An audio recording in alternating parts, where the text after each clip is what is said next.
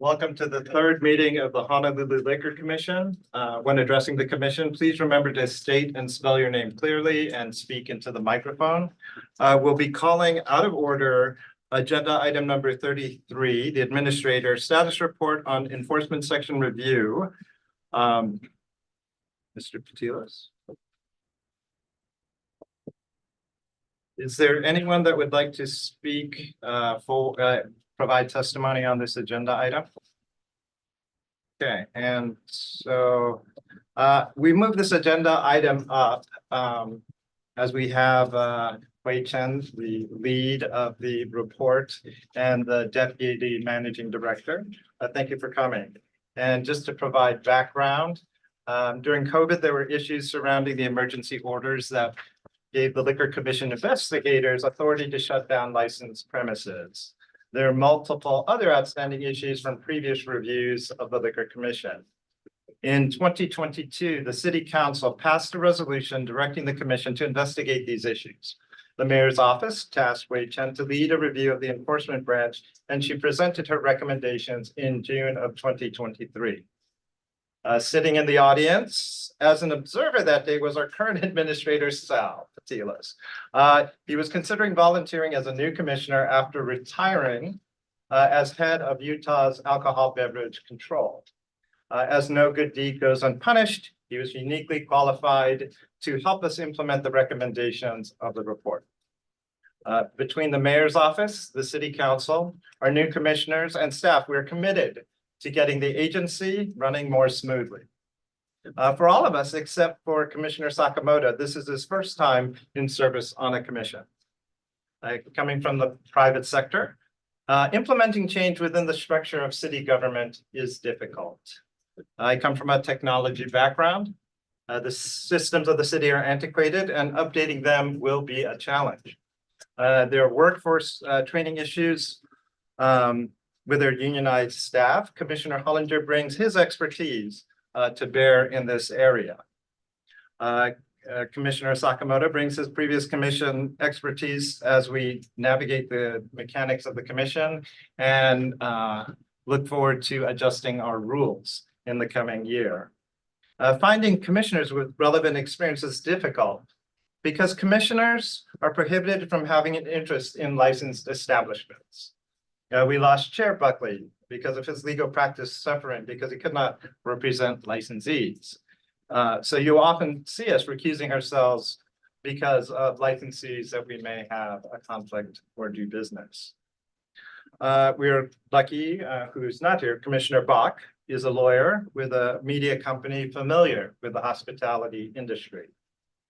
Sunshine Law limits the ability of commissioners to talk with each other, except here in open sessions. So we're often limited to 2 commissioners at a time. We established 2 permitted interaction groups, one led by Commissioner Hollinger to go over training and personnel issues. I led the other with a focus on technology. Today, as we go through the status report, it may seem odd that we're talking between each other and with the administrator, but it is because this is the way that we are sharing information. And so with that, Administrator Patilas. Thank you, Commissioner Hong. Thank you for the opportunity to provide information about the Honolulu Liquor Commission's efforts to implement the system review recommendations. I believe that the HLC has made significant progress in addressing some of those things this year. And I'd just like you to know that we opted to move on all recommendations as opposed to just focus on 1 or 2, perhaps much to my chagrin. Additionally, we expanded the reach or pursued alternatives when warranted on the basis of data, observations, and feedback from staff. I believe that our accomplishments in FY24 provide a strong foundation not only for implementing the system review recommendations, but also to improve operations generally within the Honolulu Liquor Commission. And if with your indulgence, Doug, would you mind sharing the matrix? First of all, let me apologize for my rather amateurish efforts at color coding some of the things that we've done, so that it's easier to know what's been done, what's in process, and what could be a roadblock and still pending. So one of the major recommendations of the system review was the creation of an enforcement mobile application, which would provide geolocation information about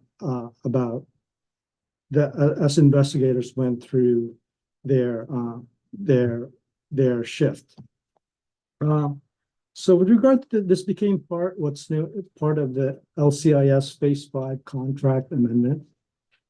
The good thing is that at least in FY 2024, the contract amendment has been approved and executed by both parties. And also the FY 2024 project funds were encumbered, which means that we can now use those monies when development begins. The difficult part of it too, however, is the fact that we also need purchasing approval for an extension of the contract amendment. That said, I think the Commissioner Hong has met with the vendor and discussed user interface design and solutions. And in the time since you met with them on the 17th, I've seen some traffic on email talking about designs and what needs to be done.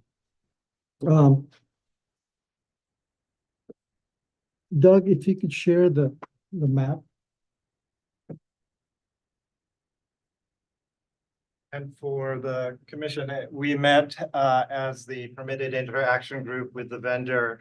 A couple of items. The device of choice will be an Apple iPad.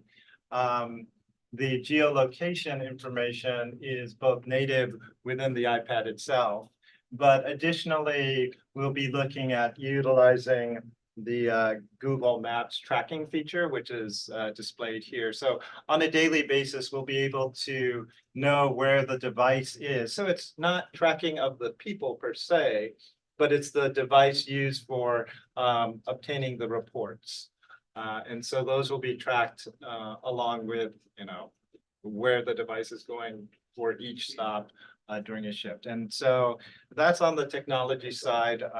Certainly there's some issues with training and notification of the work requirements that I think need to occur on the administrative side.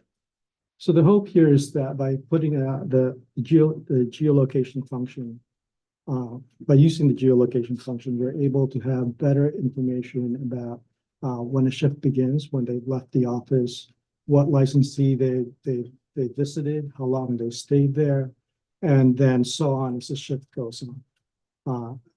And additionally, there'll be timestamp and date stamps. So when there were some issues with the fact that dates would change in the middle of the shift, and that affected the accuracy of the daily activity reports. And hopefully the geolocation function will take care of that.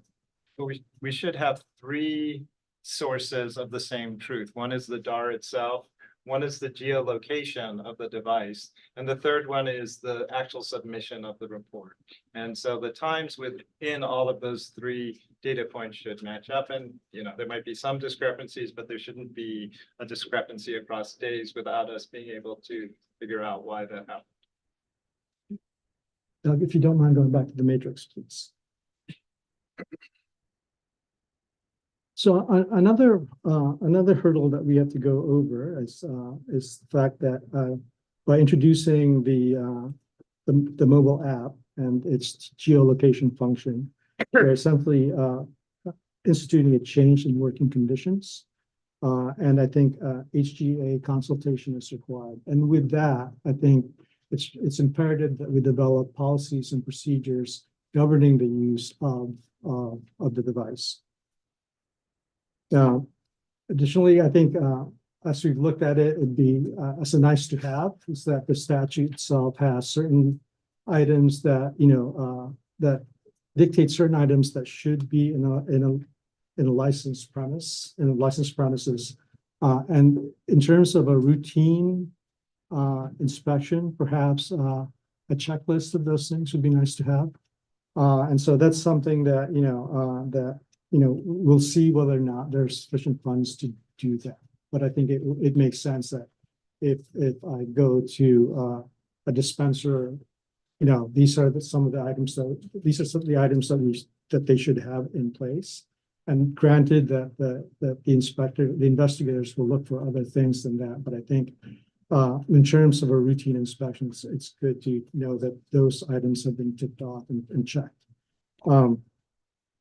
And similarly, when we talk about another aspect that the system review wanted was the randomization of these.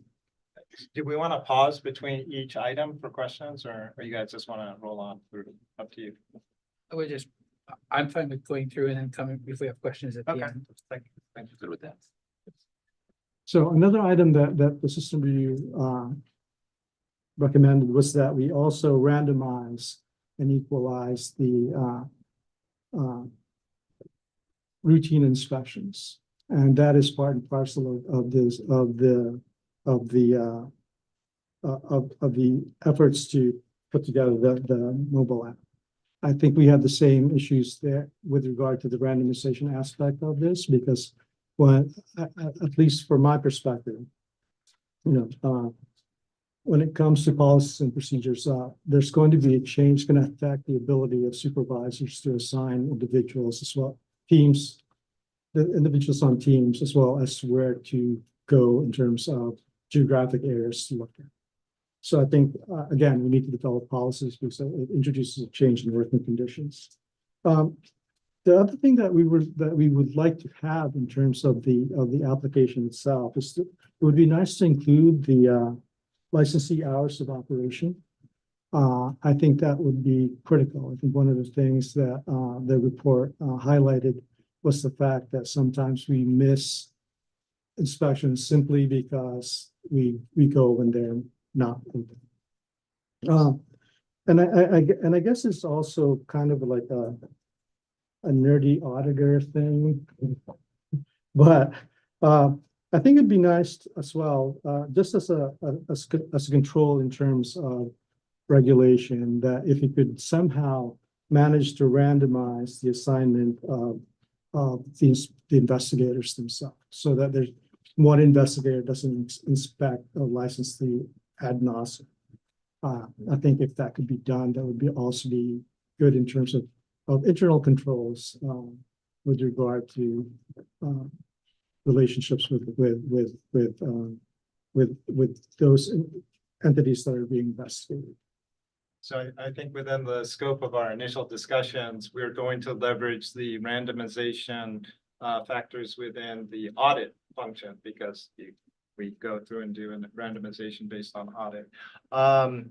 One of the ideas is that when we pull someone and it's not in the right time frame, we'll record the fact that it's not in the right time frame, and then record their hours of operation so that everybody gets a chance of being pulled, and we'll collect all of the hours of operations as we go through. And so then we'll have the right hours of operations as the system moves forward.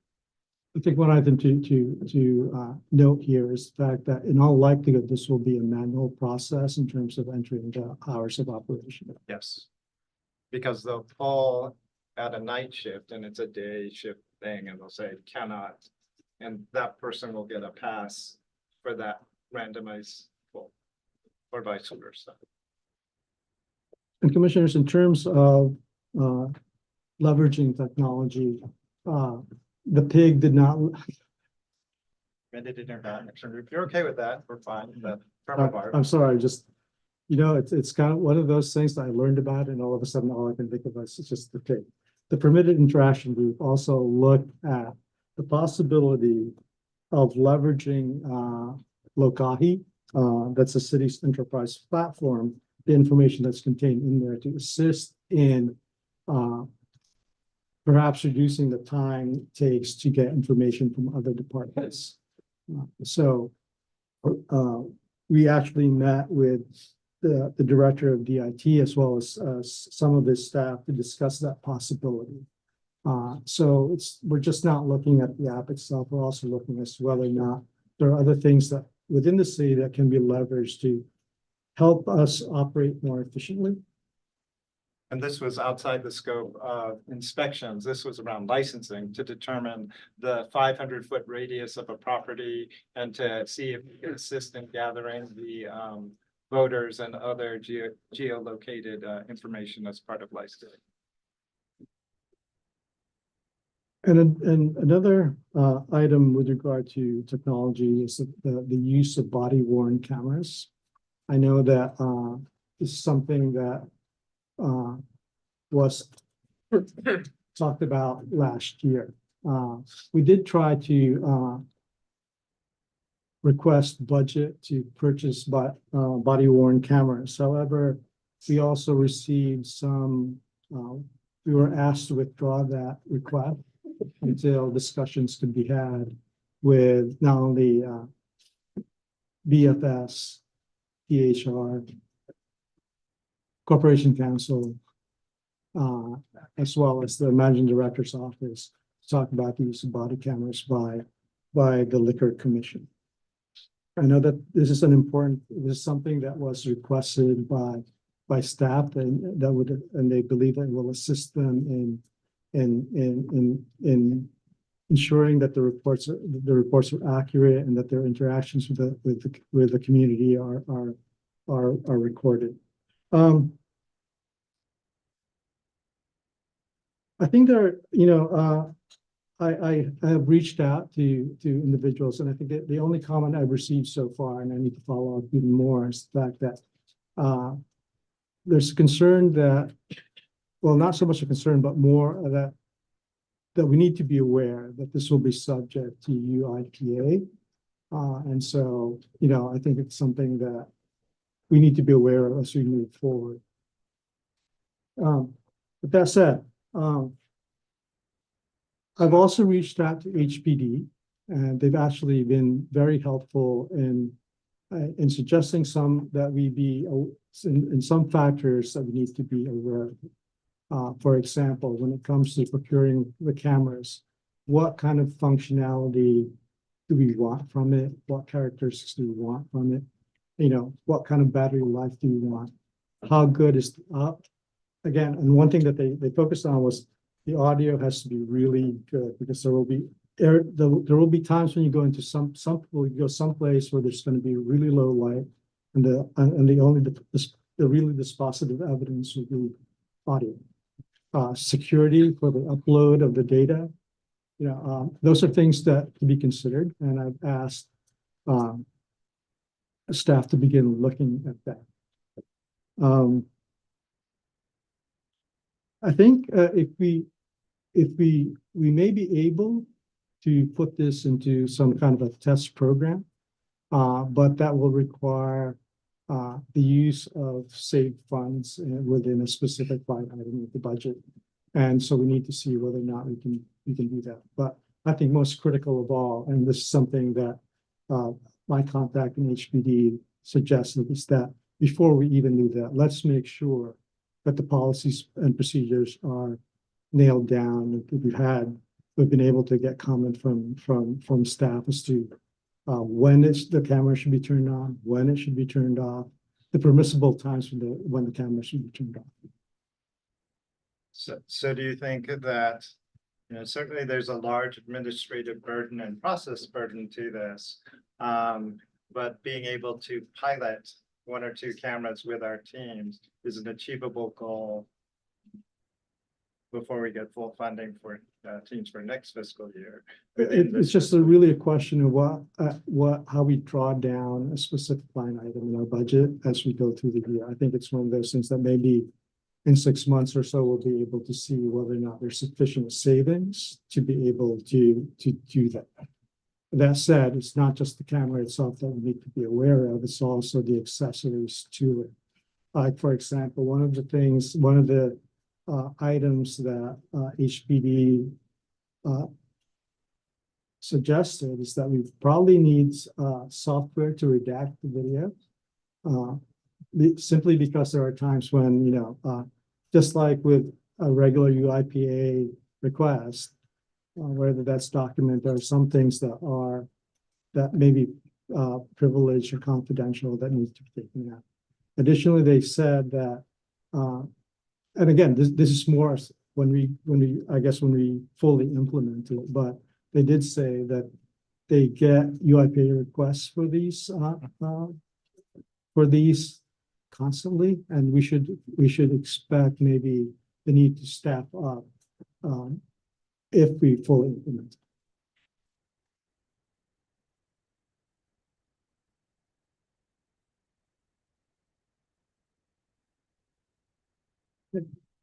So another major recommendation or priority recommendation that the system review had was in the training area, specifically to bring some liquor enforcement trainers to Oahu to conduct an annual training for all investigators in Honolulu. I think in terms of this, I think I'm going to paint a pretty broad brush about the things that we've done in the liquor within the Liquor Commission itself. I think it's important to note that we developed a formal 4-week training program for enforcement. It involves both classroom training as well as field training and observations in the field. And to note, I think the agency is always focused on training, and I think you'll see a list of training completed in fiscal year 2024, National Liquor Law Enforcement Association Annual Conference, Investigators Workshop, where where they had training not only verbal judo, which is at the escalation methodology, but also from the Council on Licensure Enforcement and Regulation, and the training they received focused more on aspects of their jobs, things from professional conduct, principles of administrative law, the investigative process, evidence collection, report writing, and testifying proceedings, all part and parcel of their work. Additionally, there was a focus, at least in 2024, on ensuring that our staff went through de-escalation training and at least be aware of the principles to reduce aggressive behavior. So several of them went to Moab Training International for strategies for preventing and diffusing aggressive behavior. We took advantage of some of the things that were provided by Honolulu U, which is the city's training portal.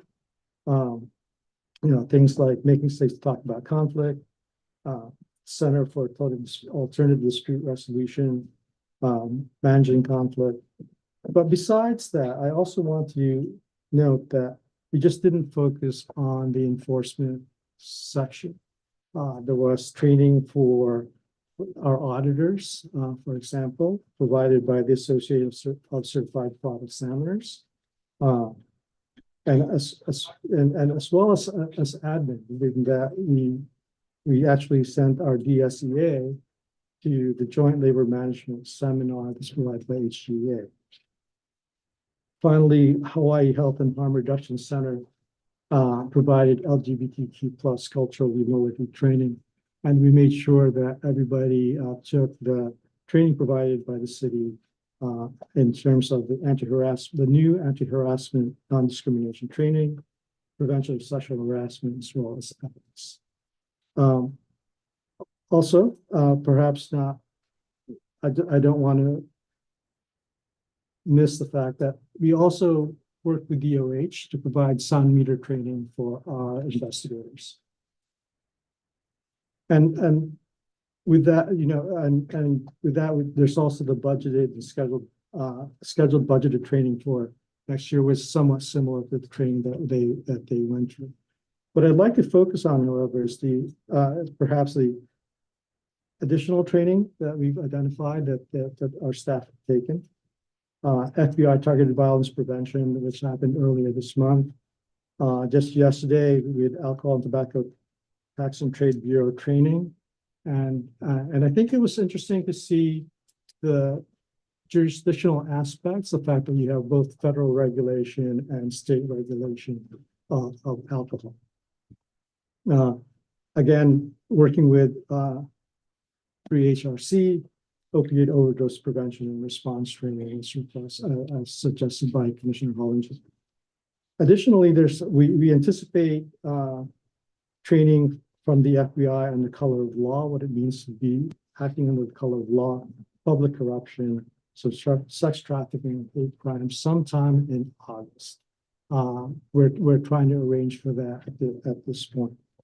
And another thing too that's not on here, but I want to mention, is the fact that Assistant Administrator Harai went to NCLSA and annual conference, and there was an item on the agenda there that I think would be really helpful for our investigators to know, and that's the complex ownership structures that they may be dealing with as more and more writs and things like that begin to come into play in the alcohol world.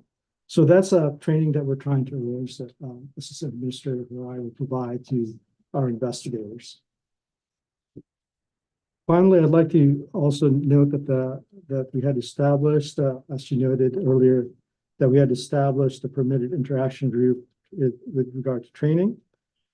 And this is under Vice Chair Hollinger. And one of the things that Vice Chair Hollinger suggested is that we have some team building training. Additionally, we also identified NLEA customized training that is more in line with what Wei Chen recommended that we try to do.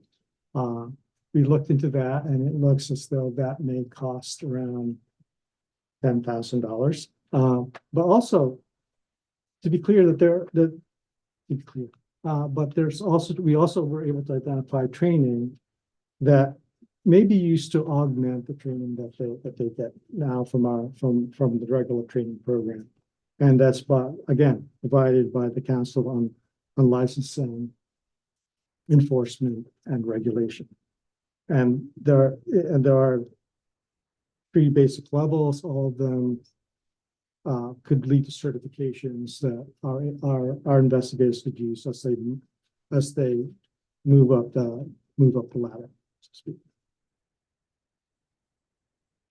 The difficulty, however, that we had is that we identified these after we had submitted budget requests for FY 2025. So again, it's something that we're going to try to build into FY 2026, but also we also need to be fully aware of the need to make sure that we don't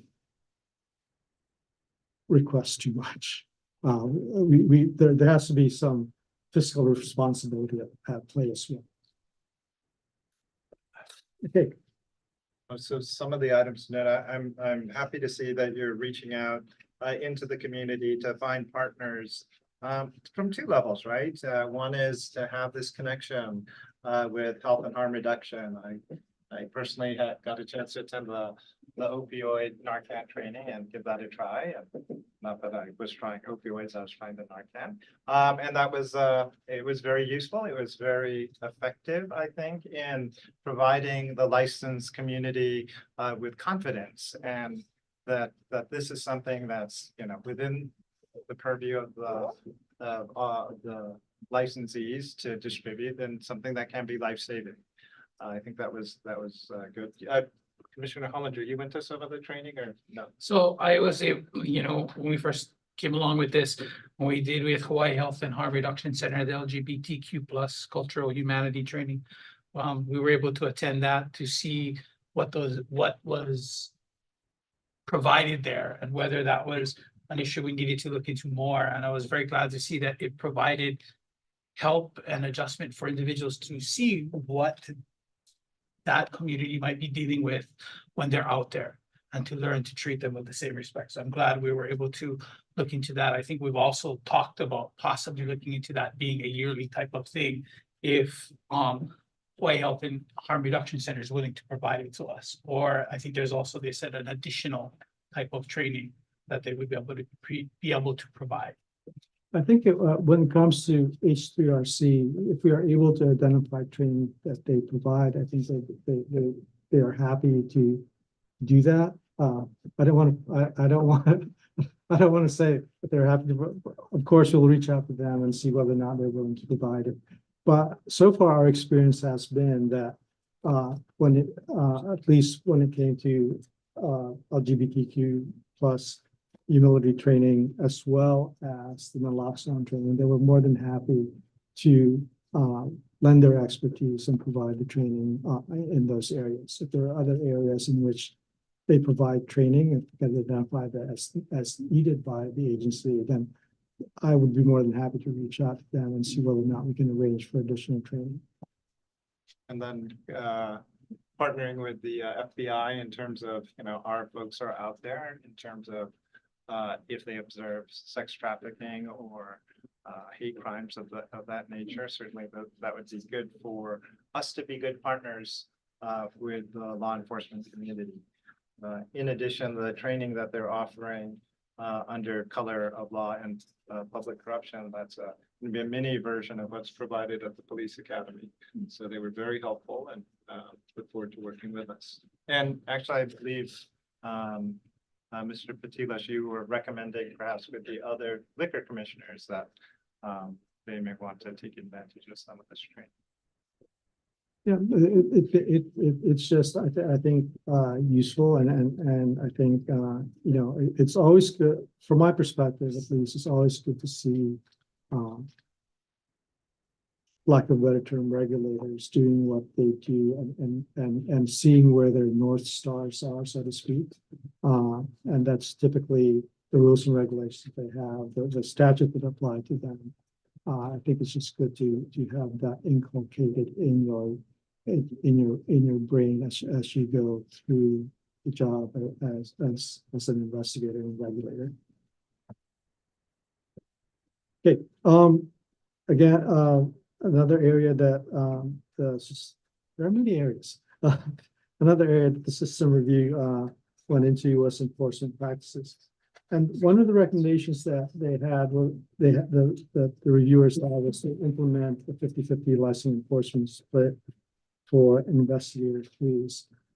This is one of the areas where we pursued an alternative simply because as a result of observations and discussions with staff and looking at the data that we had on licensing.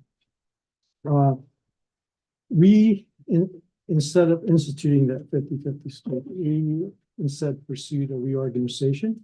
We tried to provide more resources for licensing, as well as provide upward mobility for LCI tubes. So in terms of the reorganization, we had submitted, we worked with BFS and DHR to put a package together, describing what the reorganization would look like. We actually have already consulted with HGA and received their endorsement for the proposed reorganization. We have submitted those plans to BFS and the managing director's office for approval. And right now we're just waiting. It's pending approval by BFS and the managing director. And just to give you an idea of what the reorganization provides, broadly speaking, promotional opportunities and additional staff to licensing. So what we did was we allocate unfilled LCI 1 and 2 positions into an LCI 3. What this reorganization do is provide 3 additional LCI 3 supervisory positions in enforcement and 2 additional LCI 3 positions in licensing.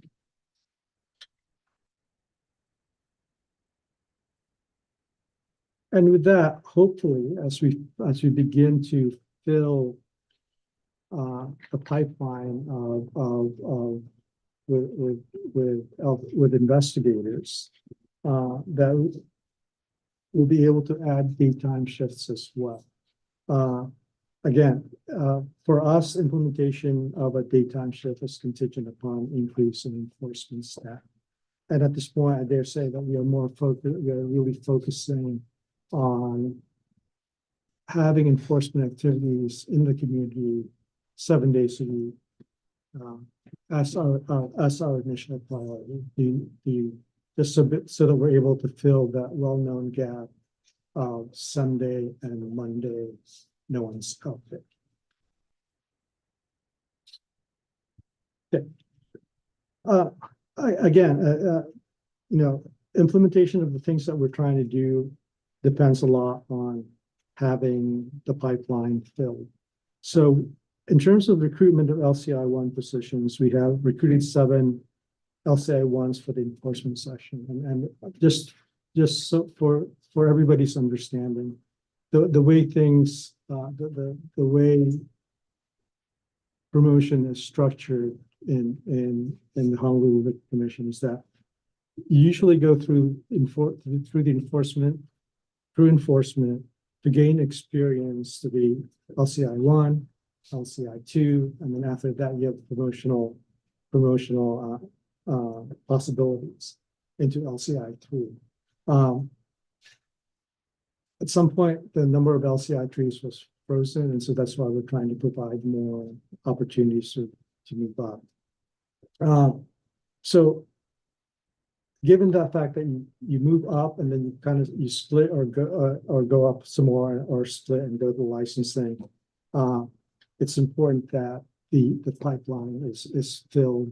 And you never know that people you hire may very well decide to separate at any time prior to getting to that point. So it's important to recruit LCI-1s. So what we did was first of all, we amended position descriptions to allow for day hours so that applicants understand that there may come a point in time when we've done the 7 days and we have enough staff, we're going to create a day shift so that now we can also cover licensees that have hours of operation that are beyond what we normally cover. So we placed recruitment on continuous recruitment. We also created a licensing trainee position. Again, our idea is to allow for 7-day enforcement activity initially, and a staff day swing and create a staff and day swing shift when there are sufficient supervisors and training subordinates. I put the supervisors in quotes simply because the way the HLC does this is that if we allow teams to be supervised if we have an LCI-2, an LCI-1, then that team can go as a team without an LCI-3 there. So that's what we've done in terms of those recommendations. Another recommendation that was made was that we implement monthly enforcement data review. We place monthly agency statistics on the website, and it's ongoing refinement. A new website went live in May. But I think when it comes to what's really needed in terms of a comprehensive and granular review, I think, to be able to see whether or not, we are and have data, so whether or not we're using our efforts broadly and equally amongst the areas and amongst licensees, it's really essential to have the enforcement application in place, because the visits, the information that will provide us will give us the basis for deciding, are we going too much into Waikiki? Do we need to go more to the North Shore? Are we missing certain areas, or why are we not visiting, X when X is next to Y that we visited 5 times. Those kinds of things that the data will help us with the granular analysis needed to ensure not only to ensure random and equal inspections. And finally, I think it's critical to have a chief inspector to spearhead that effort. Unfortunately, we are still in the process of recruiting for a chief investigator. So that's why I put this as kind of in process. Tracking criminal citation outcomes. It's one of the things where we reached out to prosecuting attorney's office, and essentially we're told that not all of those would be in the data, would be included in their database, but the only cases that go to trial will be in the system that will be tracked. I think one of the couple of items, I think one of the certainly as we adjust to the new DAR system, we should be able to have better geo-tracking of enforcement actions and to see better see trends in terms of enforcement. So that I think will be really good to see in this review that we will conduct next year. Tracking criminal citation outcomes, I think that was part of ticketing minors, right? And the enforcement of minors that have been caught by our investigators. Are you covering that elsewhere, or was that kind of it? I just spoke to them about tracking of cases, and if it doesn't go to trial, and a lot of these things are pleaded out, I think it's not really maintained. Because I think the majority of items that would go to trial are things of that nature. I don't know. I guess maybe as a follow-up, we should see how many elements of citations that we think should have gone to trial. I don't know what that number is, but we can do that as a follow-up. Good. Well, in terms of investigations, one recommendation is to implement a centralized complaint tracking system with a designated owner.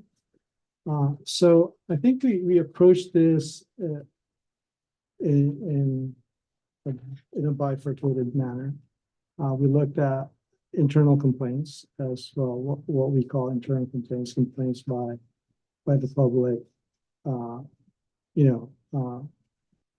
either against licensees or commission employees. So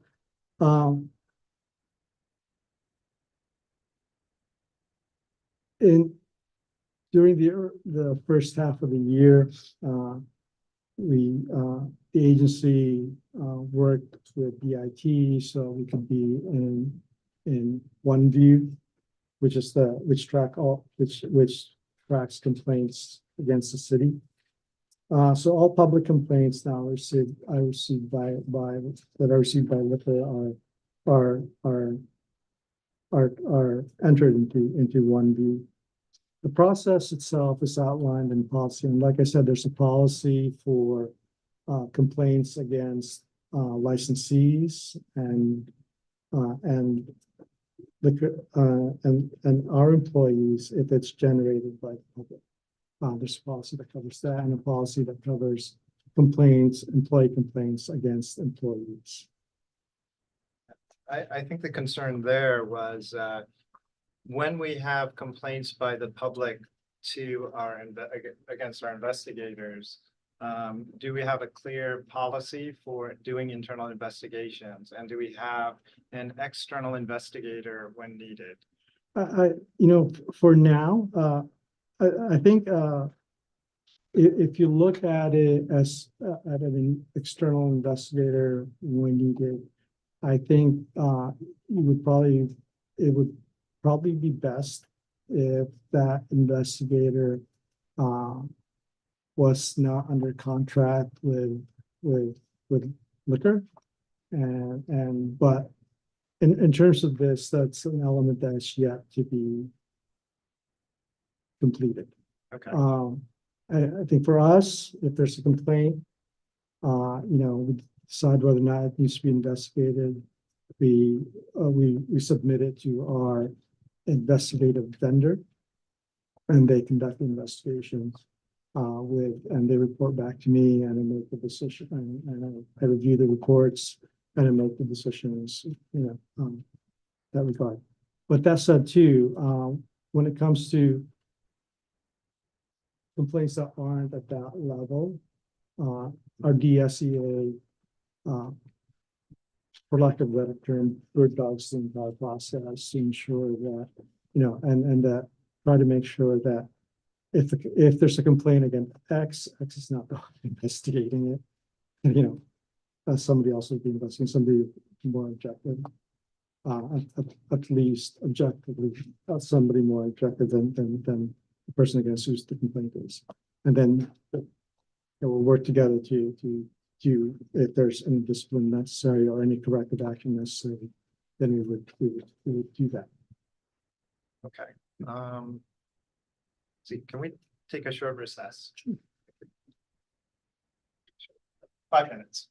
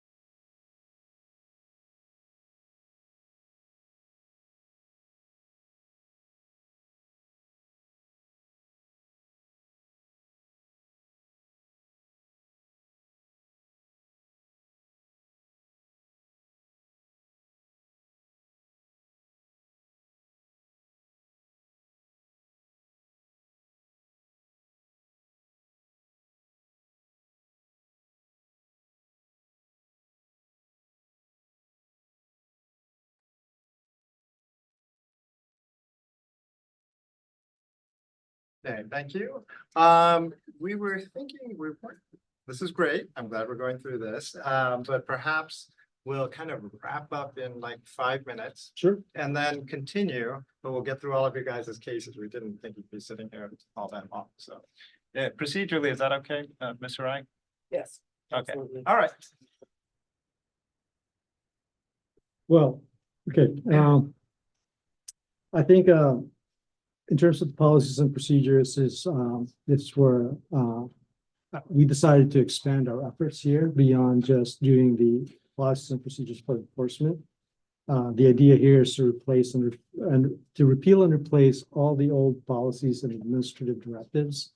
So that there's really only just one set of policies and procedures that we're looking at as opposed to two.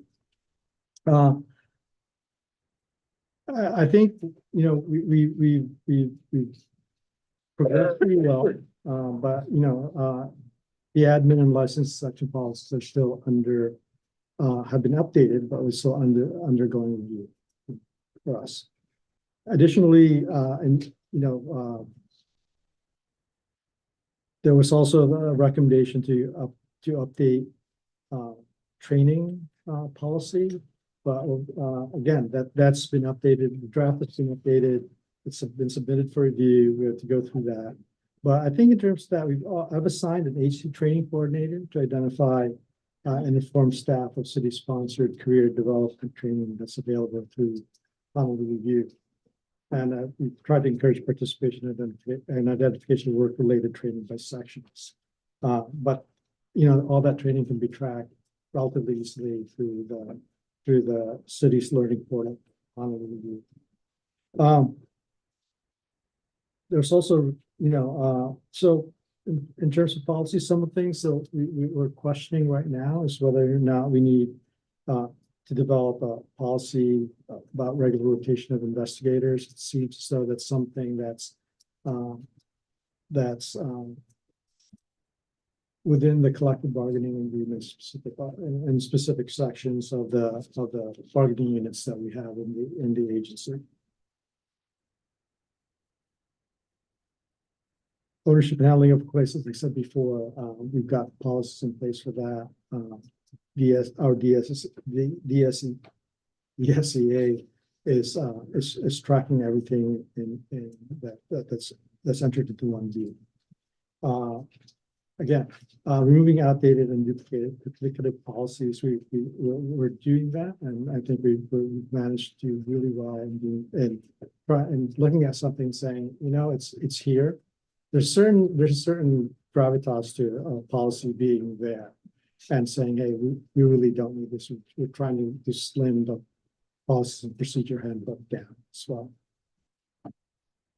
In terms of trying to establish collaboration within the agency, you know, I instituted a Monday morning stand-up of all sections that involves all sections. And we talked about issues that we may be having in the upcoming week. Systems review meetings themselves have involved all sections.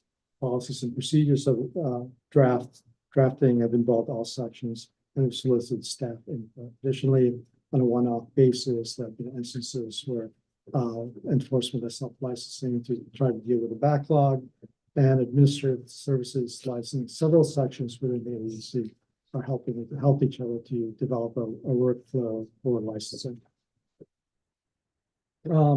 Ride-alongs, Commissioner Hong has finished that, as well as Commissioner Sakamoto, pending scheduling for Commissioners Bach and Hollinger.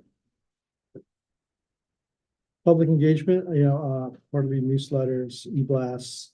I personally met with industry representatives like Hawaii Restaurant Association, Waikiki Business Improvement District, the Chamber of Commerce. Participated in the Hawaii Restaurant Association podcast regarding the LIQ 7 ordinance, regarding the ordinance. We hosted a training on opioid prevention and response training by H3RC for the licensees here. I think a good move on our part is the implementation of the licensing symposium that was stopped during COVID. hopefully, I think that's a popular thing, and hopefully we can reestablish that. In terms of probation and performance standards, I think we've looked at the questions. At least for licensing, we've developed 4 specific questions that we included in the city standardized form, which deals with specific skills or skills that are necessary for them to move to be promoted. Why don't we try to drive through the end and then we'll return with our Q&A after. Okay. In high levels. Yeah. So, I mean, we read everything prior. Okay. I guess, let me just say that, the important things here are the rules PI, permit interaction group, headed by Commissioner Sakamoto. I think, this is an administrative rise beginning to recirculate 2022 rule amendments and revising those rules. I know that we've been keeping track of some of the things that have been suggested, one of which was suggested by Chair Hong, which is to update the unlawful discrimination rule to include gender identity and gender expression. Clarifying enforcement operations for unlicensed premises. We've met with EMD, Corporation Counsel, Prosecuting Attorney's Office, as well as HPD. I think that at this point, HPD is the lead when it comes to unlicensed premises. We also obtained Corporation Counsel opinion regarding regulatory authority over unlicensed premises and available courses of action. Those are more civil in nature. And I think it's one of those where we would need to work with the court to have the training to deal with things that we haven't dealt with before. Okay, so we'll defer questions for later and then we'll just call up agenda item number 1. But thank you very much. You're welcome. For the licensee community, we want to conduct a status update and goals meeting every year around this time so that we'll actually solicit your input for this hearing so that we can provide you with an outlook of what we plan on doing for the year. All right, thank you very much. All right, calling agenda item number 1, application number 23-01835 Ginza Onodera USA. Thank you for waiting. Good afternoon, Commissioners. Leo Shimizu of Gold Law Office as authorized agent on behalf of Ginza Onodera USA, DBA Kaiten Sushi Ginza Onodera. I'm sorry, can you spell your name for me? Yes, sorry about that. It's LEO SHIMIZU. Thank you. And you're okay with the investigative report? Yes, we've reviewed the investigative report, no objections, and nothing further to add. Okay, Mr. Rai? Thank you, Mr. Chair and Commissioners. This application has received 0 written protests, 0 letters in support. Applicant has met statutory requirements for the submission of this application. And for the record, a summary of the May 30th preliminary hearing testimony was provided to Vice Chair Hollinger prior to the public hearing. Okay, is there anyone in the audience who would like to testify either for or against this application? Seeing none. Commissioner. I have no questions. Motion to approve application number 23-01835. Second. So moved and seconded to approve application number 23-01835. The chair also votes yay. The application is approved. Thank you for your time. Thank you. Thank you. Calling agenda item number 2, application number 23-03524, Ambassador.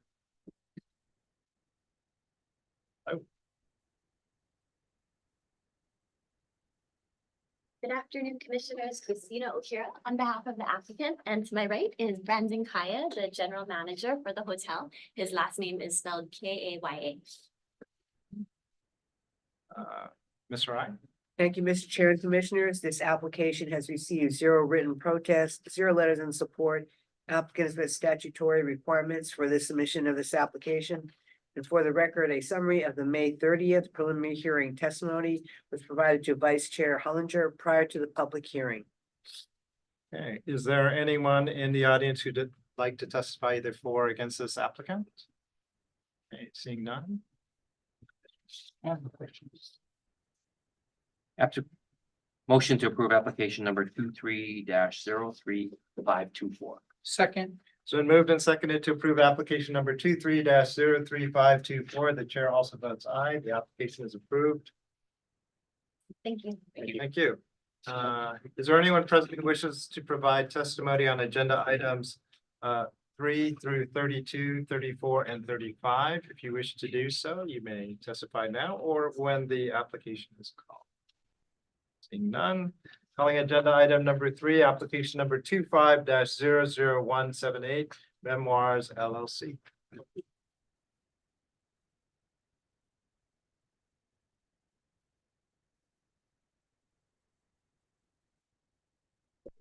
Good afternoon, commissioners.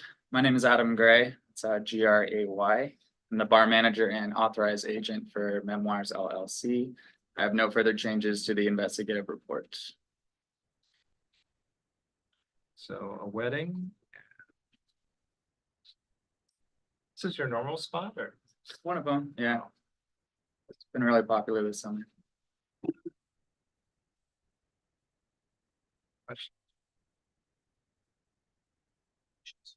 Right. Motion to approve application number 25-00178. second, Been moved and seconded to approve application number 25-00178. The chair also votes aye. The application is approved. Thank you. Thank you. Calling agenda item number 4, application number 25-00239, Cools and Catering by Cine Blanc. Yeah, Oh. commissioners. My name is Tyler Lizama, representing Cools and Catering by Cinnabon. The first application going to be for a wedding reception, approximately 100 guests, 1 HBD on site, and bar is going to be inside. I'm sorry. Will you Yes. Please spell your last name. sir? LIZAMA. Thank you. You're welcome. Thank you. And good afternoon, commissioners. Oh, I'm sorry. Okay. So sorry. so, Mr. Lozama, I'm going Yes. to make this statement. I would like you to make sure that I'm making it for all of your next 3 or 4 items that you have on our application. I know that you folks use the courtyard outside. Mhm. And because it is summer and obviously kids are out of school and everything else, please, let's make sure we watch so that there's no passing of alcohol outside in that courtyard. Okay, I know your bar is inside and it seems like you've put it inside on all of the next ones, which is good compared to being outside, Yeah. but just let's make sure we keep an eye on the courtyard. We just don't want passing to happen. Absolutely. Okay, thank you. I have no other questions or comments. Yeah, motion to approve application number 25-00239. Second, It's been moved and seconded to approve application number 25-00239. The chair also votes aye. The application is approved. Calling agenda item number 5, application number 25-00240, Cools and Catering by Cine Blanc. Good afternoon, commissioners. My name is Tyler Lizama, representing Cools and Catering by Cinnabon. This application is going to be for a birthday concert, approximately 350 guests. There's going to be 3 HBD on site and the bars inside also.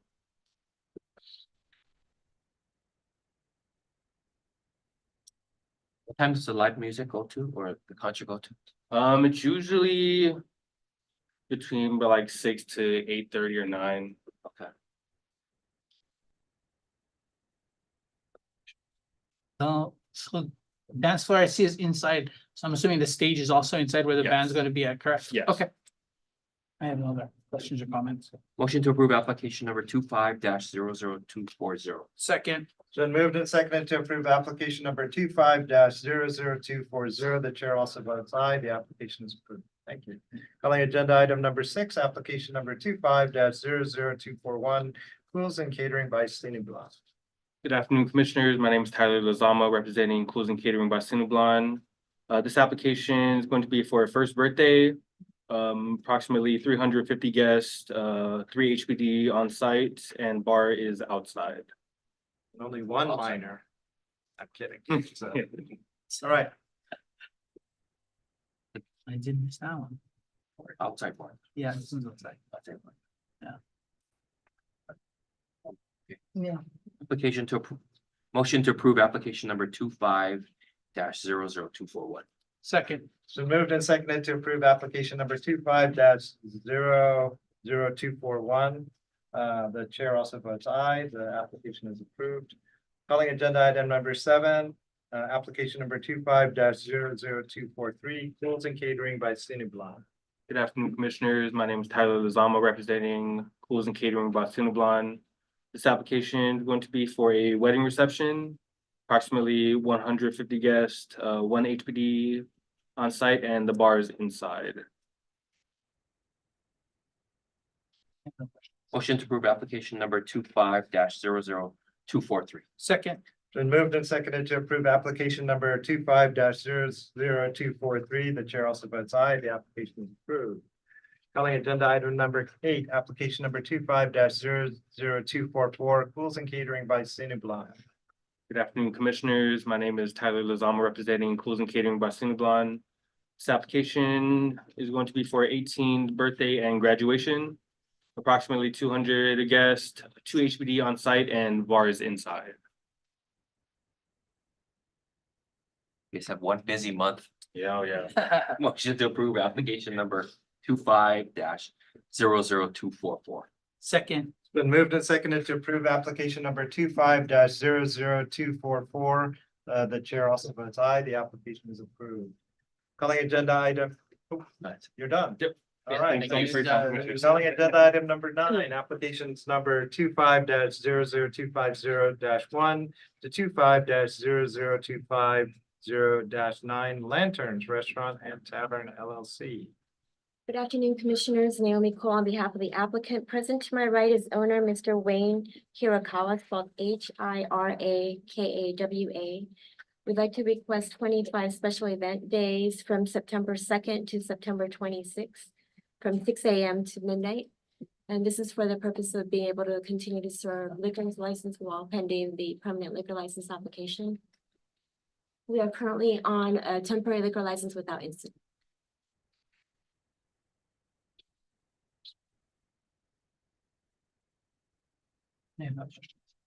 Motion to approve application numbers 25-00250-1 to 25-00250-9. second, Been moved and seconded to approve applications number 25-00250-1 to 25-00250-9 inclusive. The chair also votes aye. The application is approved. Thank you. Thank you, Commissioner. Also, Commissioners, I just wanted to request that if there's any unused special event days, that it be refunded back to the applicant. Yes, it's approved as amended. Okay, thank you. Preliminary hearings, agenda item number 10, application number 24-000079, Kailua Lodge, number 2230, Benevolent and Protective Order of the Elks of the United States of America. I will announce that I too am an elk, but of the Waikiki Lodge. So, but this will not interfere with my ability to make a decision. Good afternoon, Commissioners. Naomi Cole on behalf of the Kailua Elks. I have to do a shortcut there. Yes. Present to my right is authorized agent, Mr. Robert Hernandez, but with an H. We have no changes to the investigative report, and we're currently operating without incident on the special event license. Just a question, I just assumed Elks clubs have been serving alcohol forever. You needed a new one or? Oh, this is a different location. Oh, okay. All right. I have a question.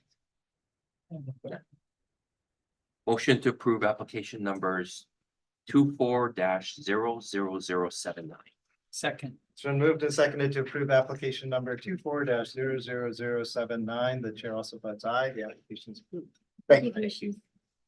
Calling agenda item number 11, application number 24-00520, San Paolo Pizzeria LLC. Buongiorno. come stai? Jessica Rich, JESSICA RICH, on behalf of San Paulo Pizzeria LLC.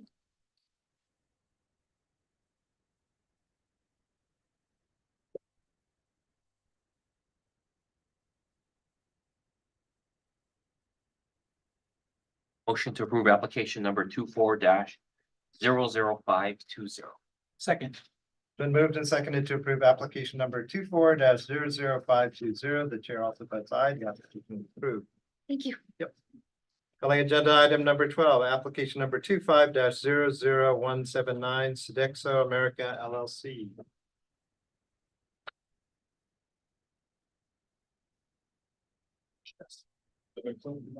And Justin, so it's like you see. Oh, Okay, where does Well- backwards happen? let's see. So I guess we will defer 12, 13, 12, 13, 14, 15, 16, 17. 18 is deferred also. Yeah, agenda item 18 is deferred. So agenda item number 19, application number 25-00232. Oh, wait a second, Oh. I'm sorry, Bankers Club is 18? Yes. Deferred. Oh, it is, Wait, Oh, do we need to? Oh, Next got week. it, sorry, sorry. 19. All right. Calling agenda item number 19, applications number 25-00232, Maya's Tapas and Wine. Good afternoon, Commissioners. Lamont Brown, BROWN, on behalf of my staff. Okay, hold on, it takes us a little while to get caught up with our skips. Yeah, it skipped a lot. I read.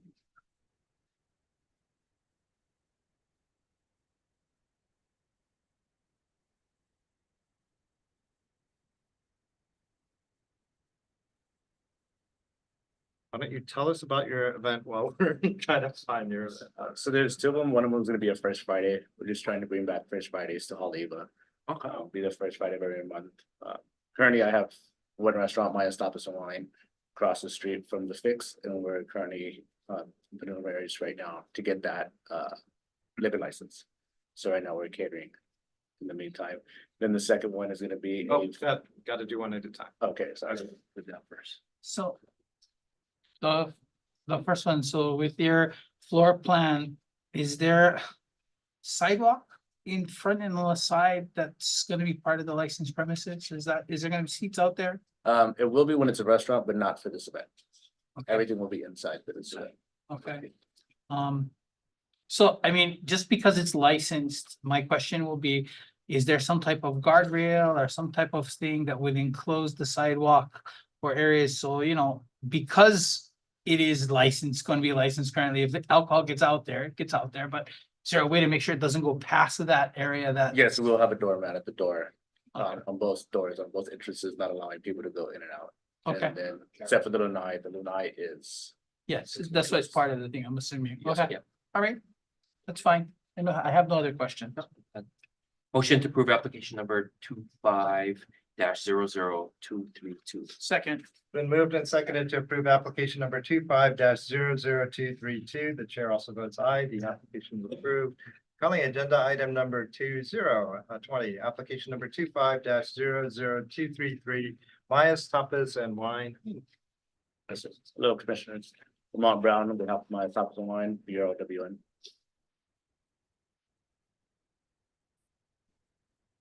I don't have any. No questions. Motion to approve application number 25-00233. Second.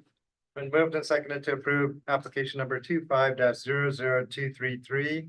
The chair also votes aye. The application is approved. Thank you very much, Commissioners. Have a good evening. Right. Calling agenda item number 21, application number 23-02231, Fortune Foods Hawaii Inc.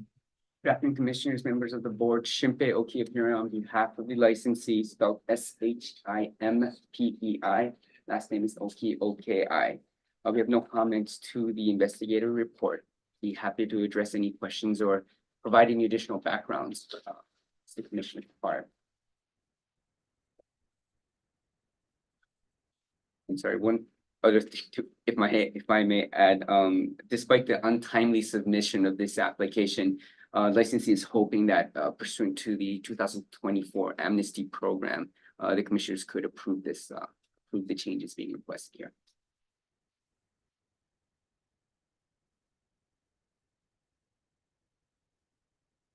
So my question is going to be, so currently on our records, everything that we have listed as names and percentages and numbers are all correct as of today, correct? Oh, Like yes. right now, right? If we're gonna approve whatever's here, everything that's there is correct. That's correct, yes. Okay. Yes.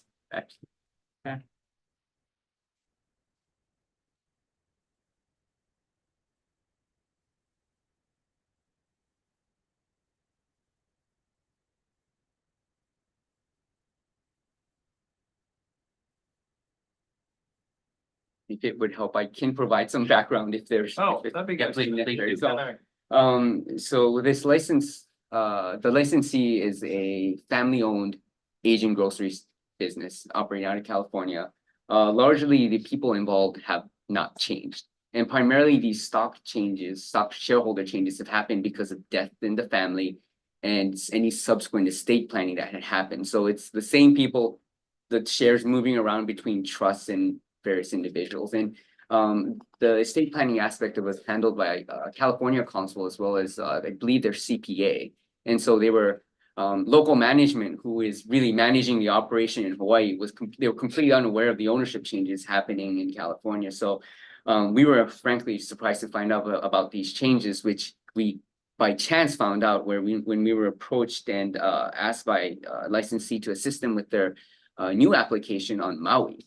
And we realized there were discrepancies with what they were providing us with the information we had on file with the Honolulu Liquor Commission. And this all kind of came to light, and we did the submission as soon as we had all the information available. So. Yes, thank you.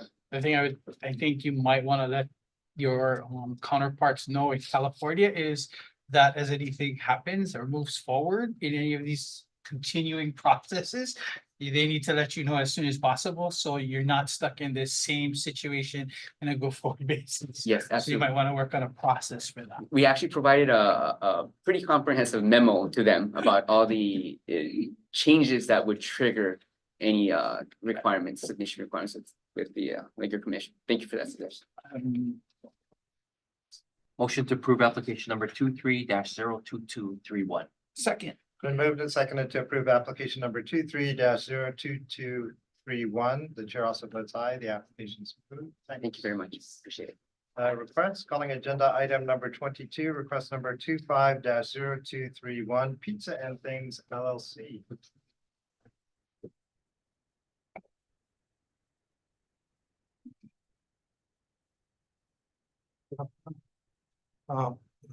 Name is Alejandro Briseño, Alejandro. Last name Briseño, Briceno. Ask. Yeah. What happened here? When we went to get the tax clearance on the 20th of last month, we discovered there was we got denied, and we discovered there was a clerical error by our HR, the ones that submit our payroll on the tax withholding, and it took us about 21 days to fix it. And then we came in last Monday, the 15th, to bring it up the tax clearance as soon as we got the tax clearance. Okay.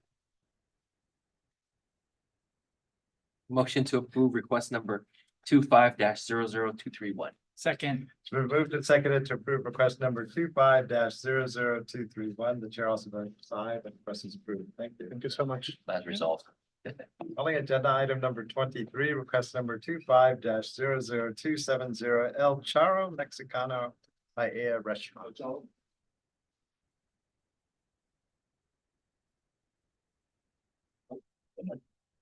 Hi, there he is. Maybe we have to recall Sodexo anyway, right? Is Sodexo here? No, I mean, we're gonna have to recall Yeah, we have Sodexo anyway, right? So. We have a long recall list. Calling agenda item number 24, request number 25-00282. Mr. Guichi. Good afternoon, Chair, members of the Commission, Keith Kiyuchi for Red Zone Sparks Bar and Grill. So they're requesting a waiver of the 5-day rule for temporary license. What was there least through June thirtieth, because Steve Chick's Inc. license expired June thirtieth. Before then, clarify with the landlord, that was the location of Annie Apostles. The what? Annie Apostles. Oh, okay, got it. Yeah, there was some question about that because of the address, but I verified with the landlord that it was in there before. And Steve Chicks did not renew. They're not coming back.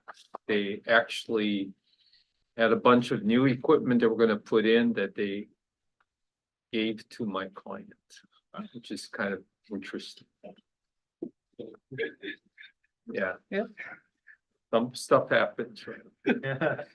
Yeah. That's it, but theirs ended on the 30th of June, actually. There's, right? yeah, the Okay. liquor license ended at 30th. And B, who's the landlord out there, actually got him out. They actually sued him earlier. They sued him like Okay. February, March of this year. So it's not a secret. That's why they didn't renew it, right? They don't pay Yeah. your rent, so. I was just wondering how long the 5-day limit was, but probably 30 days. So that was any question. Well, last week I asked for Macaja because they kind of Yeah. diddle around. Yeah. So, I mean, and I was on vacation, so. Anyway. Yeah. I'm good. I'm good. Okay. Motion to approve request number 25-00282. Second. It's been moved and seconded to approve request number 25-00282. The chair also votes aye. The request is approved. Thank you. Can I have a motion on adoption Yeah. of decisions? Make a motion to approve the adoption of decisions and orders for agenda items number 25 through 30. Second. Been moved and seconded to approve the agenda items number 25 through 30. The chair also votes aye. The agenda items are approved. Are there any of the, did I miss something? No, Sodexo is on its way. All right. So I guess if there's other things you can dispose We of. can go back to our Q&A with Scriptativos, I think. Recalling agenda item number 32, unless there's anyone else that had something outstanding before we just. 33. 33, sorry. No. What? We're calling agenda item number 33. 33, yeah, sorry. 33. Okay. All right.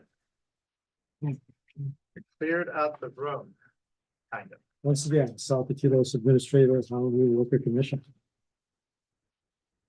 Are there any questions? Okay. Who wants to go first? I'll go first. I'm not sure if I brought this up for the DAR and where we're having the devices.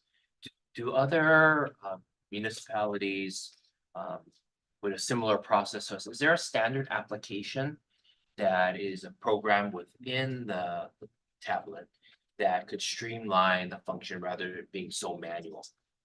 I see everyone writing things down. When I did my drive-through, there's a lot of writing down, looking at the license up there, and I'm wondering, like, how can we electronify that better from an accuracy, for lack of inputting? There's OCR technology that we could use. So I think that is the goal. One of the concerns that the reviewers had was the fact that you go to the office, try to figure out where things were, and it was always difficult to find out. It was always difficult to settle on what license to go to and so forth. So the idea here is that with the randomizer, it'll generate the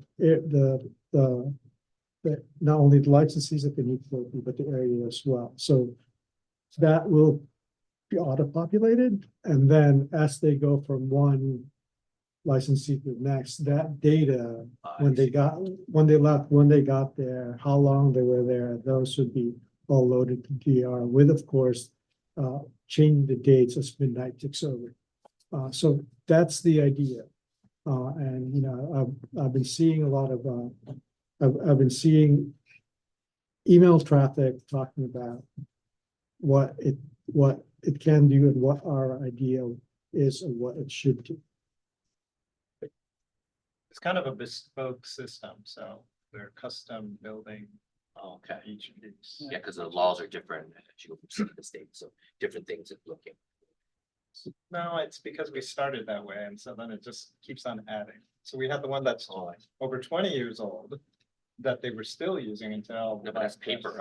It's paper. No. It's a really bad system that they transferred when they got back to the office, but that is automated. It just wasn't portable. And then the new Yeah. system is gonna be more portable, but it's still bespoke, they're custom coding it, so we're getting a lot of stuff. Cause I think certain parts, if I remember certain parts of the licensee, right, like the time that they're available or the time that they're open and close, none of that would be in the system until we randomly pull them, figure out what they are and then input that into the system, right? And so then you're also then looking at, through the IT, we've talked about trying to add into that the TARS form so they can get it all done right there. And then when they get in, when you plug it in, it just gets transported or digitally transporting itself. But I don't know about the digital part yet. That's still up for discussion in that planning phases. And the randomizer is a program that is widely used through other. It's another bespoke system that. Yeah, so it's just, it's designed so that we ensure that there are consistent routine inspections and that covers the entire island. And that no one is left out. One of the concerns that was raised by the systems review was the fact that it seems as though a lot of visits were concentrated in one specific area. And then we were also missing some licensing simply because they weren't open when the team was going in. So The system we're basing it on is we do random audits of people. Using the same kind of randomly picking from our licensees for audit, but now it's gonna be like you're picked.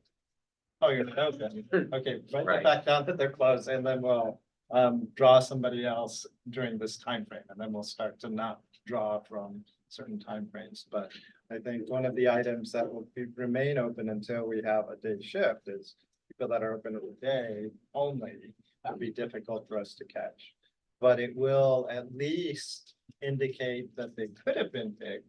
It's right, it's like we're not focusing on certain people get a pass because they were drawn, but they were closed, right? But I do think the drawing part is good in regards to us putting the times in so that once we do get enough. Right. And we can technically randomize day establishments We can build only a ship for that. and in other establishments after that, right? So I do think that's why. Shouldn't there also be a risk weighted component to if certain ones were inspected more because there's higher risk or more illicit activity there that warrants more checks? Is that part of the randomization? No. Because, I mean, we could because add it's it, not, but we don't. but I think that would be because it's not random at that point. That's more of a check of people calling and making, calling our office and saying there's an issue there, or whether there's a violation that's you know what I mean, that's being investigated or something.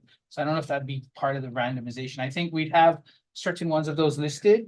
And then you'd also get a randomization of what other visitors And would it's not get. random, it's routine, right? Routine, yeah. Routine. Well, The it's banker random thinks it's selection of a risk. routine assignment, Yeah, routine yeah. inspection. So the idea is essentially, we cover everyone.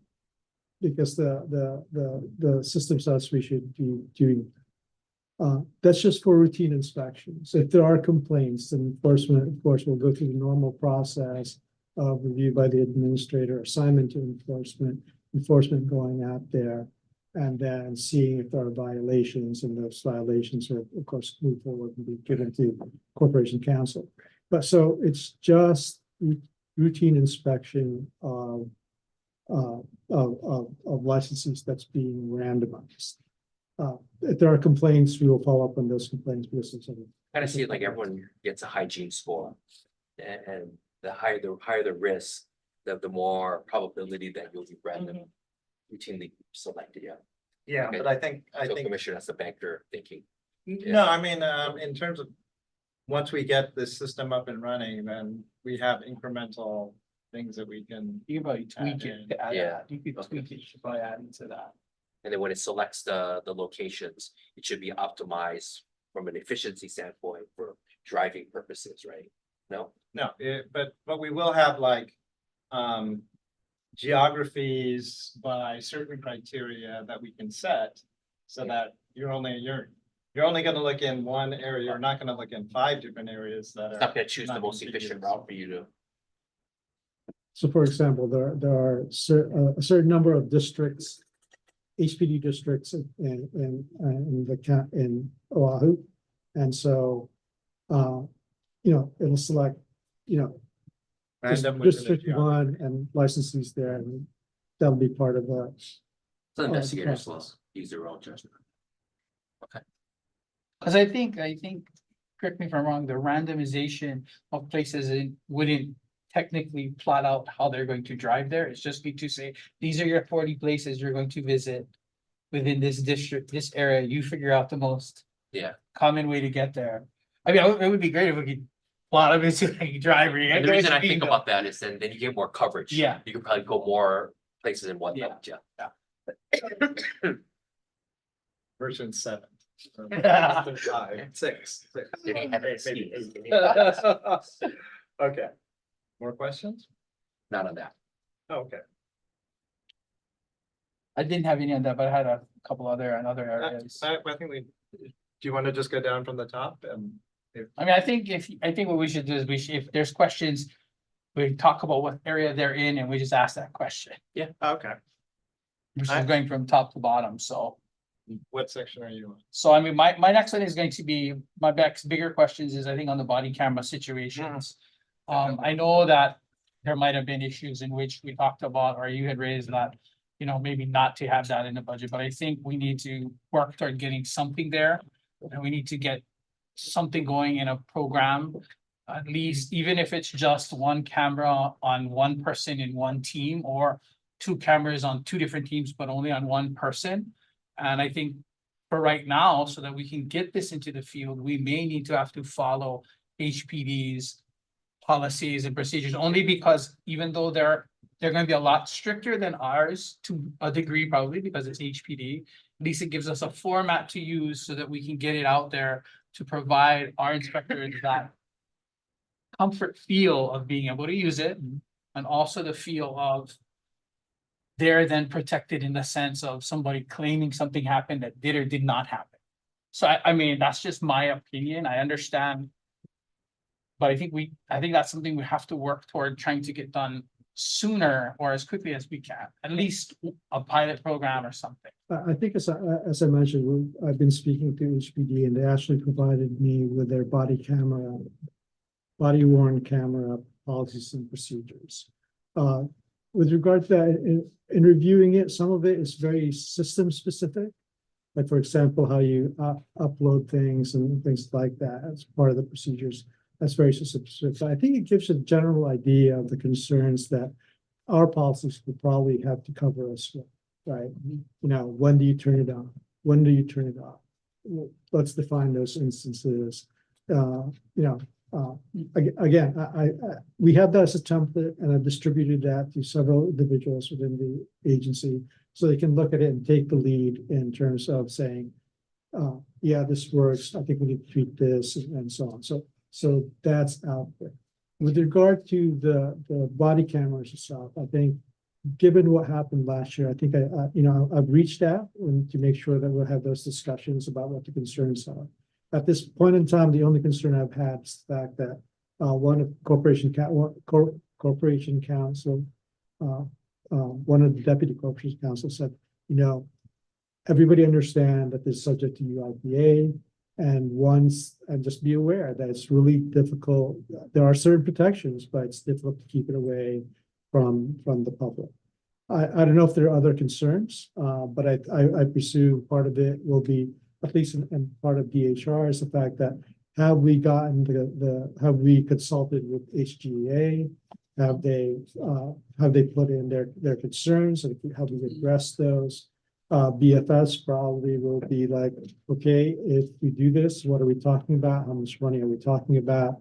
And again, we are trying to figure all of that out. But that said, I think when you and also what features do we really want on it?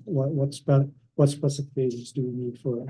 Do you think HPD would loan us cameras for the year while we try it out and? I don't know. Oh, I will ask, but I think all their cameras are assigned to individual police officers, so I'm not sure if they would be copacetic with that, but I will ask. And I will state, I do believe that similar to, you know, where you talked about replacing the DAR and the GPS, right? That's a change, would be considered probably HGA, a change in working conditions. I'm assuming wearing a body camera would be the same. Right. So I'm just saying that since we are looking at this, that's going to be something you probably are going to need to propose to HGA. Yeah. Similar as we've proposed in regards to the GPS and the DAR Yeah. tablet. Yeah, So, I mean, I'm assuming. and that's why I asked for a Yeah. copy of the HPD policy and procedure, so we can look at it and say, hey, this works for us, or it doesn't work for us, what do we need to tweak of it? And again, like I said, changes in working conditions, requires consultation with the union. Yeah. And so it's important for us to have that at the ready. I think even before a test program, and that's something that my contact said you really should have first off. So hopefully by distributing that amongst the staff, and we begin to work on that and get it to the point where we can talk about it with HGU. Similar question of Mike. Okay. I wanted to ask about enforcement operations for the unlicensed premises. I know we have the place that's right within walking distance of here that was open for a while, that was rated by HPD. And we have the place at in Kalihi that was rated by the DEA. Certainly those are very concerning, especially the one with the DEA, if they had fentanyl being served there. It is surprising to me that if I looked online, I could see that it was reopened. Might even be open now, but it was definitely reopened like in April. Not that I think our investigators should be going into a place that may be in harm's way, but certainly to be more cooperative with HPD and other law enforcement, to maybe take a lighter touch to ensure that these businesses don't have a financial incentive, to know that they're under scrutiny so that people don't go there. And then the flip side of that was, I think there is an impression within the community that the commission will not be approving cabaret licenses or places that are open late. One of the things that I talked with some of my colleagues at the National Liquor Commissioners Convention, they have staggered times, right?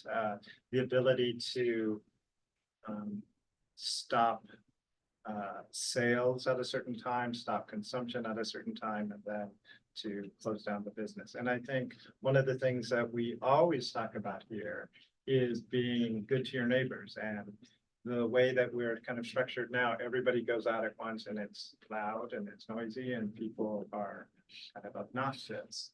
And to kind of maybe on a trial basis to see about having legal places where people can go late that are not so impactful on places where people want to sleep, to provide an alternative to these illegal places. So those were some of the items that I think would be useful for us to tackle in the future. Any comments? I think when it comes to the point of affecting operating hours and so on, there's statute in place. And I think to be able to introduce something like a staggered program like we talked about, that's something that we probably have to speak with the legislature about. Oh, I disagree. We looked that up, right? So the ability, and we've done this with licensees currently, right? We have the authority for places to be open till 2, but we've exercised restrictions so that they don't serve after 10 and they don't serve after 12 on weekends and because they're in residential areas. And what I'm saying is that within the scope of our 30 to push back some of the things of full service from the full license that they may or may not have. I'll have to think about that. Okay, yeah, I'm pretty sure that's within the rules that we have and not within statute. So the other thing I was going to talk about is, so I know in one of the areas over here, we have over here, we still don't have a chief investigator. And I know this is a position we've been trying to fill for quite a long time. So my question is can we find out if that is something that we can either do or talk about getting like a third party group involved to search for someone outside of the state, or can we do similar things that we've done for like prior, right, where we've went on NCLSLA websites, national sites, and put on that we're looking for someone, or is that out of our? I mean, because I think we've put it up for at least what, 2 years?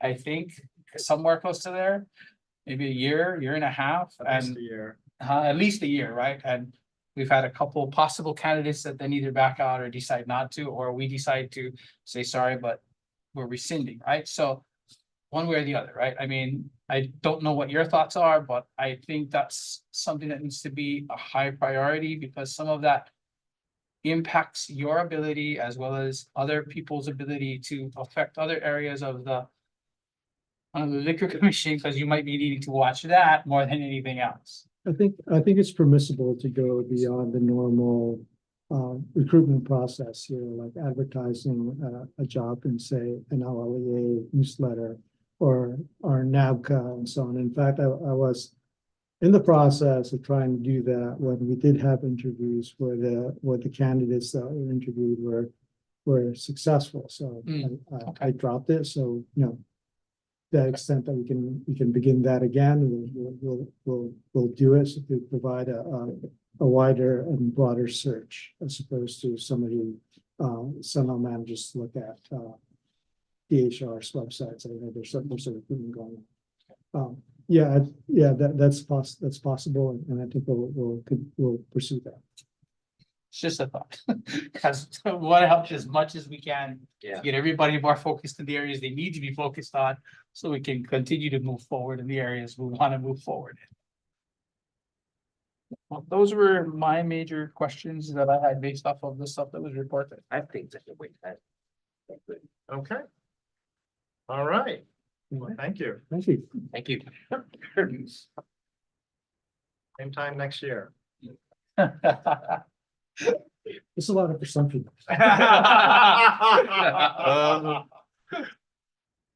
Okay, Good item. thank you. We're calling agenda item number 12. Application number 25-00179, Sodexo. Good afternoon, Commissioners. Thank you for Oh, Could have came to No, an empty room. I didn't see any emails. I know it came. Yeah, I didn't see any emails and. No, it would have been, it Apologies. would have Thank been you for worse, waiting, 'cause though. you would have came at 4 and you would have waited till 5 something anyway, so. Good timing, good timing. Good timing. I knew it was gonna happen like that. No. Yeah. Thank you for waiting. Good afternoon, Justin Solusad appearing on behalf of Sodexo America LLC. This one is for the, sorry, my notes. hold on. Slightly We're- stupid. We're going back, I'm going back to mine too. Oh, So okay. go ahead. Waikiki, Start no, over. Waikiki, yeah. Slightly stupid, on the September the event's 13th. called for- September Oh, God. 13th, that's the event, yeah. Okay. Update, ticket sales, 3,400. Yeah, everything else plans are the same though as the report. Is this one of those where if you get around the 5,000 mark, For sure, yeah, you'll stick the Yep, this is the a unmarked reggae, guys in there? Okay. reggae concert, so yeah, for sure. You start getting that, especially with the name, right? Yeah. That's been working out well for us, so. Okay. I have no other questions. Nope. Okay, all right. Motion to approve application number 25-0017. Second. It's been moved and seconded to approve application number 25-00179. The chair also votes aye. The application is approved. Calling agenda item number 13, application number 25-00180, Sodexo America LLC. Good afternoon, Commissioners. Justin Solusad appearing on behalf of Sodexo America. This one is for event Lauren Daigle. She's a religious pop rock music. Update ticket count 4641. This one we won't be doing it's more, yeah. So this one we're not even doing hard liquor for this. It's just gonna be beers, wines, one stand, just to. Are you profiling? No. Yeah, I know. No, I was gonna ask, we had one that requested, those sales, and we gotta sign a contract, those sales and all this. Hmm. So, but if they don't, then I'm gonna stick something, cause there are people, I just came from KK Rula at Blaisdell and we had to sign a contract for no liquor, whatever, no beers, but I heard 10 comments already walking out, we're the beer stand. So, if no one requests that we don't, I'll have it, but this one, yeah, minimal beers and wines. Motion to approve application number 25-00180. Second. Been moved and seconded to approve application number 25-00180. The chair also votes aye. The application is approved. Calling agenda item number 14, 25-00181, Sodexo America LLC. Justin Solusad appearing on behalf of Sodexo America. This one is for Copenna. On the 31st, we will implement, if it hits 5,000, the plainclothes officers. Right now, ticket sales are at 34.65. Motion to approve application number 25-00181.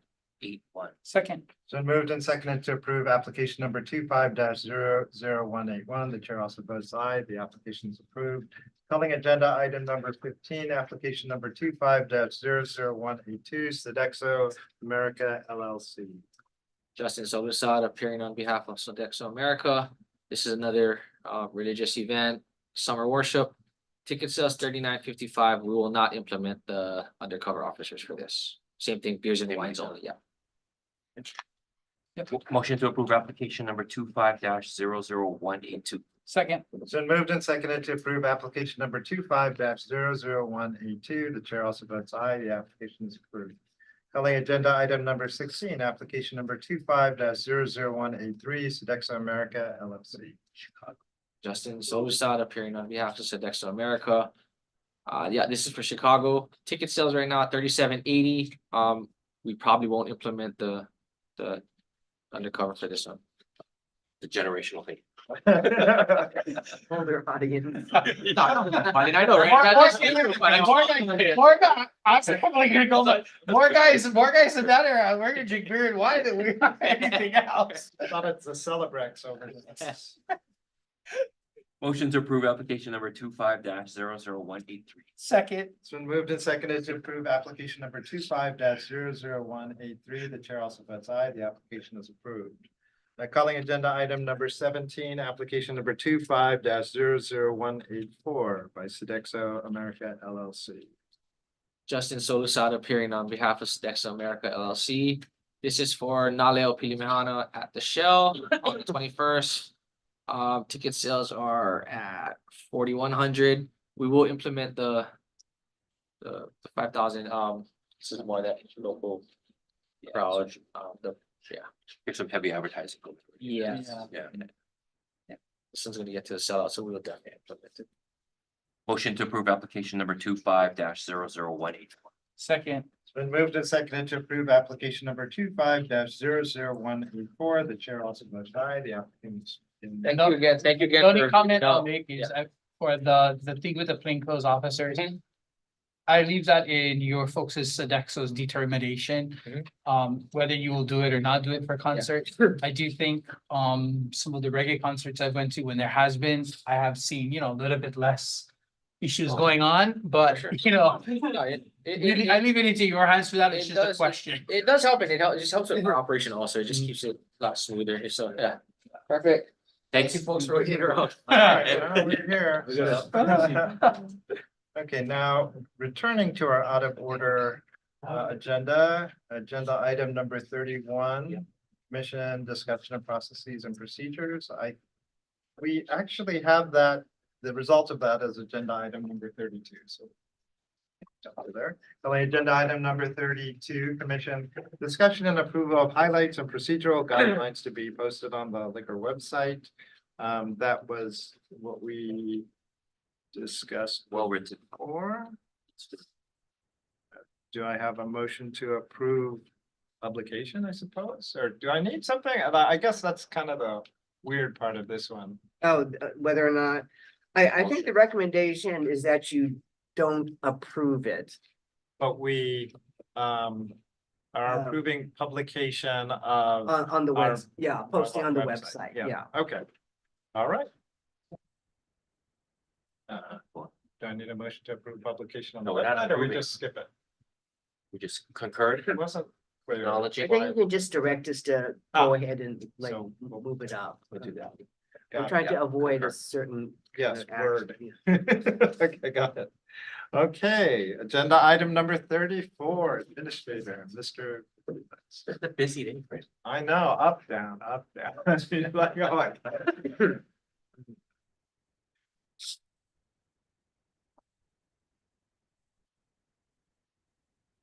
Sal Patilos, Administrator, Honolulu Liquor Commission. I think just a couple of things to mention with regard to operations this week. As you know, because we covered it on Tuesday, the enforcement team completed virtual training with Hawaii Health and Harm Reduction Center on opioid prevention and response.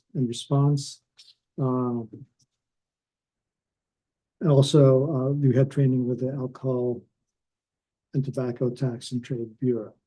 So that's, I think the new thing that may be exciting for all of you is that there's a possibility that we may have a new commissioner by September 4th. Okay. So it's going through the process of going through, like all of you did, first, second, and third hearing. Third is scheduled for September 4th. And presumably after that, after the council, after the council meeting and council approval, then candidate will be sworn in.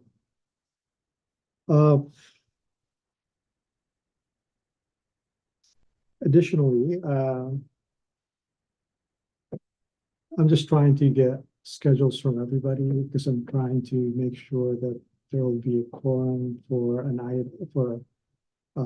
possible, well, not a possible, we'll have an application where there will be conflicts of interest on the part two of the commissioners.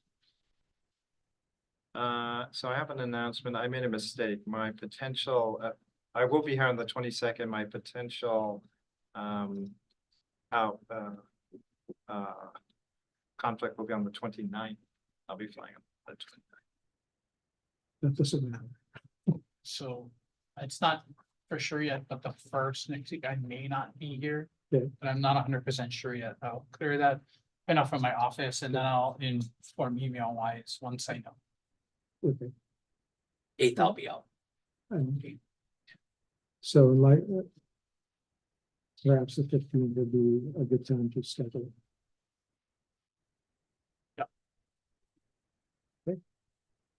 Okay, and with that, agenda item. Wait, before you do any of this stuff, I think we should at least make one last recall Oh. for number 23 because they didn't show, and then that way at least we can determine Thank you. if it's not El Charro Mexican area, because We'll beyond go that, to the next week. it'll just go to the next week's. But Next Cyan Bowl. I think so. And wait. Oh my gosh. Well, I ate there yesterday and I could see they had alcohol, so whatever. And does that disqualify me? I'm sorry. Okay, all right. Failing to call that item, are we now on agenda item 35? Any other announcements?